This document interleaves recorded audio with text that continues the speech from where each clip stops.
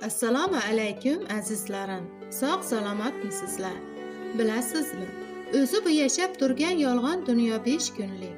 Shunda ham insonlar bir-biriga yomonliklar qilishadi, bir-biriga tuhmatlar qilishadi, ko'nglini og'ritishadi. Balkim kimdir boyligi sabab kimnidir pisand qilmasdan kamsitar yoki kimdir Xudo bergan dardini nuqson deb tushunib ustidan kular. Ammo hech ham yodingizdan chiqarmang. Hammamizning ham borar yerimiz bitta. U yerga boylikni ham, mansabni ham olib ketolmaymiz. Ko'p gapirib yubordim-a? Bu meni emas, bobom rahmatli ko'p shunday nasihat va maslahatlar berib gapirardi. Hozir men sizga bayon qilmoqchi bo'lgan hikoyam qaynona kelin munosabati, qayinsingil munosabati aks etgan. Men asli Sirdaryolikman, deya gap boshlab so'zini davom ettirdi meni suhbatdoshim. Kelinlik uyimizdan albatta turmush o'rtog'im katta o'g'il bo'lganligi uchun uy qilishimiz kerak edi. Biz boshida ijarada turdik. Keyinchalik ishimiz yurishib ketgach, uy sotib oldik. Biz ijarada yashaganimiz ham, keyinchalik uy olishimiz ham albatta Toshkentda bo'ldi. Biz endi o'z uyimizda poytaxtda yashardik. Sirdaryodan kim bozor qilmoqchi bo'lib borsa ham biznikiga borardi. Kechasi tungi soat 3larda Optum tovar bozoriga olib chiqardim. Ko'proq arzonroq narsa olib ketsin degan maqsadda. Shunday kunlarning birida bizni uyga qayinsinglim bordi. Aynan Rossiyaga uchib ketishidan bir kun oldin. O'ziga kiyim-kechak va yetarli narsalar olgani borgandi. Men doimgiday yaxshi kutib oldim. Turmush o'rtog'imning singlisi har qalay. Yarim tunda uni bozorga olib chiqdim. Uyqumdan kechib. Bu voqeaga qarib 10 yil bo'ldi. O'sha paytlari pulni ham ancha qadri bor edi. Qayinsinglimni 1 million puli bor ekan. Bozorga kirdik. Qayinsinglimni sumkasini men ko'tarib yurgandim. Puli ham menda edi sumkada. Minnati emas, aylanib kerakli kiyim-kechaklarni olib bo'lgunicha ham uyqusizlik uni ustiga juda ham charchadim. Katta sumkasini ko'tarib uyga keldik. Qaynonam ham uyqudan turgan ekan. Oshxonaga kirib choy qo'ydim. Nonushtaga biror narsa qilay deb tuxumga un aralashtirib pishirish uchun harakatni boshladim. Nimadir kerak bo'lib chiqdim oshxonadan.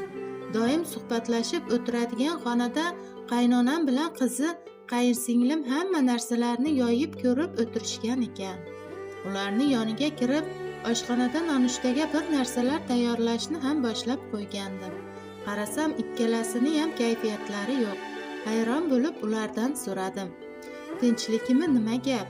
Ona bolani qovoqlaridan qor yog'ayapti, deb hazil qilib kuldim. Ey kelin, qizimni 10 ming so'm puli chiqmayapti, kam dedi. Qaynonam qayinsinglim barcha olgan kiyim-kechaklarni hisoblabdi. Kam chiqqanini aytdi.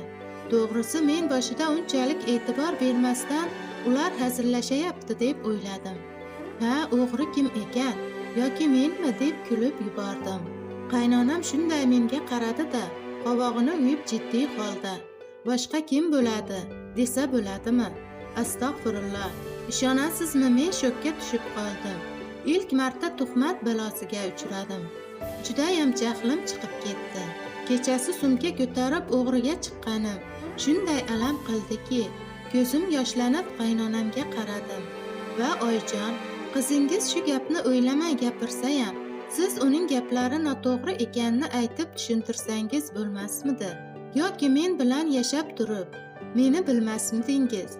Qizingiz kelinoyim olgan desa ma'qullab o'tiribsizmi dedim. Shunday burilib oshxonaga kirib ketdim. Juda ham xo'rligim keldi. Tuhmatga birinchi marta duch kelganim uchun jinni bo'lay dedim. Nonushta qilishga ham qo'lim bormay qoldi. Xuddi shu payt turmush o'rtog'im ishdan kelib qoldilar. Odatda doim kechki smenami, kunduzgi smenadan ishdan kelsalar ham to'g'ri oshxonaga kelardilar. To'g'ri kelib meni xafa bo'lib o'tirganimni ko'rib, "Ha, tinchlikmi Farida? Nimaga xafa bo'lib o'tiribsan? Nima bo'ldi?" deya so'radi. Men esa bo'lgan voqeani so'zlab berdim va aybdor emasligimni isboti uchun hamma narsaga tayyorligimni aytdim. Turmush o'rtog'im meni ovutish ilinjida kulib, "Qo'y onasi, shunga ham xafa bo'lasanmi? Xudo borki, ko'rib turibdi. Sen isbotlashing shart emas, aksincha singlimni o'zi ahmoq dedi. O'sha yaxshilikni bilmaydigan tuhmatchi singilgayam jazo bordir. Mayli, indamay qo'ydim. Sizni hurmatingiz bor dedim. O'sha kuni kechroqda qayinsinglim Rossiyaga samolyoti uchib ketdi. Turmush o'rtog'i musofirda ancha yildan beri ishlardi.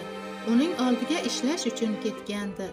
Shu orada kunlar, haftalar, oylar hash-pash deguncha 2 yil ham o'tib ketdi. Vaqt judayam shafqatsiz, hech qachon kutib o'tirmaydi. Qayinsinglim shu vaqt mobaynida bo'yda bo'lib uyga qaytdi.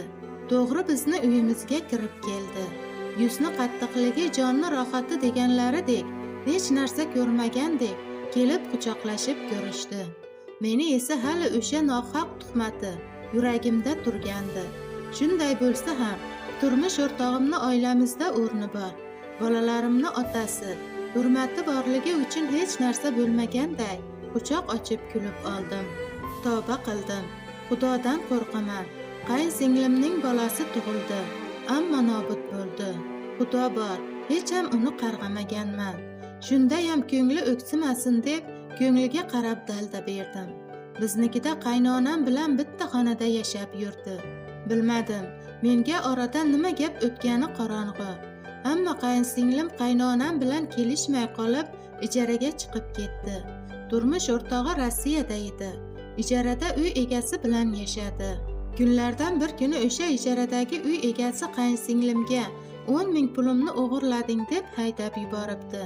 Bilaman, qayinsinglim ham o'g'ri emas. Olganiga ham ishonmayman. Meni eshitmasin deb yangi ijara uy izlashib qolishibdi. Axir biz bir uyda yashaymiz-ku. Shu gaplar meni ham qulog'imga chalingandek bo'ldi. Bir kuni ovqatlanib o'tirganimizda qaynonamdan, "Oyjon, nega yangi uy izlayapsizlar? O'sha ijarada turgan uyi nima bo'ldi?" deb so'ragandim. Qaynonam aytib qoldi. Uy egasini puli yo'qolibdi deb. Hatto summasini ham aytib qoldilar. Shunda men eshitib hayratdan, 10 ming so'mmi? Ey Xudoyim, summada ham adashmading-a? Qaytar dunyoga kelganda dedim. Qaynonam gaplarimni eshitsa ham jim qotdi. Ehtimol eslagandirlar, ikkovlashib tuhmat qilganlarini. Ammo men qaynonamni oldilarida bu gapni aytmoqchimasdim to'g'risi. Ammo Xudoni ishini qarang. Hatto summada ham adashmadi-ya. Tarozisi juda ham adolatli yaratganni. Yolg'iz o'zingagina ishonamiz. Azizlarim, bu hikoya faqat ibrat uchun yozildi. Suhbatdoshimiz ham yozing, toki hech bir inson nohaqda biror kishiga tuhmat qilmasin degani uchun ham yozdim. Bekorga aytishmagan ekan, tuhmat balosidan, suv balosidan va o't balosidan saqla deb eskidayam. Yozish bizdan, ibrat olib xulosa chiqarish har bir insonning o'ziga havola. Kommentlarda fikr va mulohazalaringizni kutib qolaman. Aytgancha, hikoyam yoqqan bo'lsa, like bosishni unutmang azizlarim.